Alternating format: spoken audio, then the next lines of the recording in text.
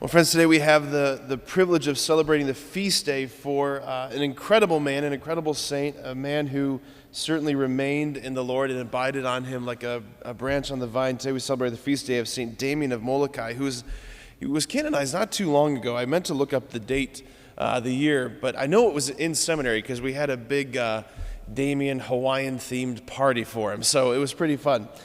Anyway, he was born in rural Belgium on January 3rd, 1840, and his name at his baptism was Joseph de Worcester. He was the youngest of 7 kids. He grew up on a farm, and Joseph, he was being prepared by his family to take over the farm, but farm life was not something that really interested him. He did not want to be a farmer. He didn't want to enter into the family business. Instead, he wanted to follow his older brother and his 2 older sisters who entered religious life. That's what he wanted to do. So he attended school up until he was 13 years old when his help was needed on the family farm full time. He aided his family in all the things that he needed to do, all those things, and eventually he was kind of given permission by his parents to be released from all of that, and he joined the congregation of the Sacred Hearts of Jesus and Mary, which is the same congregation that his brother was in. He took the name of Damien, Brother Damien, when he joined this congregation. He took the name because Damien was the 6th century martyr. It's a powerful, prophetic image. While St. Damien of Molokai wasn't martyred per se, he was definitely a martyr of love. Anyway, so in 1864, Damien's older brother, who was also, like I said, in the same congregation, he was supposed to be sent to Hawaii, but because of all sorts of circumstances, sickness, illness, he was unable to go. And so Brother Damien said, "Send me instead. I'll go in his stead."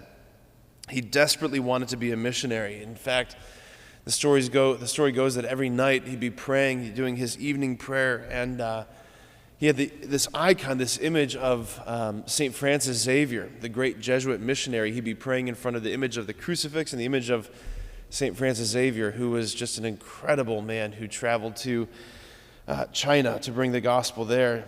Anyway, so eventually his religious brothers, they agreed to send him and to have him ordained. So Brother Damien, he arrives in Hawaii in March of 1864, and he's ordained a priest on the island of Hawaii 2 months later after his arrival there. So for 9 years, he works effectively as a sort of parish priest in Hawaii. It was a somewhat unremarkable season of his life. He was just doing normal pastoral care, kind of undistinguished in any sort of way. He was just kind of comfortable. So, in 1866, Hawaii establishes a leper colony on the island of Molokai. And Father Damien's heart was deeply moved for the suffering of these people who were quite literally shipped there to rot to death. He was pierced by their plight. So in 1873, Father Damien made the trip to be with these people in their colony to begin offering pastoral care to them. When he arrived on the island by boat, he finds that the conditions there were just deplorable, miserable. People were just left untreated. There was tremendous suffering in all forms of immorality and licentiousness. The people were they had lost their way tremendously, and they were suffering like unimaginable pain. So what did he do? He just simply began to father them. He was giving structure, and he was giving order and guidance to their lives, and he was providing pastoral care, preaching and teaching, but he was also providing medical care, attending to the physical wounds, the physical suffering of these people. So he was only supposed to work on the island. His stint was only supposed to be 3 years. He was supposed to be replaced by somebody else.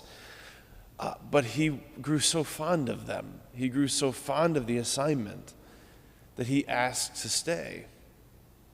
Good thing, too, because there was no one who was going to replace him. There was no one who was signing up for this. This island of Molokai was going to be his final home because he actually contracted the disease himself. It affects a small number of people within the population, but he happened to have the genetic markers, the sort of predisposition, and he contracted the disease, and he figured it out because he had accidentally stepped his foot into a cauldron of pretty hot, scalding water, and he didn't feel it. So he knew that he was also now one of the lepers. It's a fascinating story, amazing story of how one day, Damien, he was in this season of desperately needing to go to confession himself, right? So as a priest, you can hear everyone else's confession, but you can't hear your own confession. That's a question the kids in the school ask all the time. Can you hear your own confession? Yeah, you just look in the mirror, good looking, I absolve you, No, you have to have another priest, right? You have to have another priest. And there were no priests who wanted to come to Molokai. And so apparently there was a day where a bishop was on a boat getting a tour of the islands. He wasn't about to step foot on the shore. So Damien, he sees this bishop offshore, and he wades out into the water, and he begins confessing his sins, screaming them to the bishop on the boat. Amazing, just desperate for God's mercy, absolutely desperate.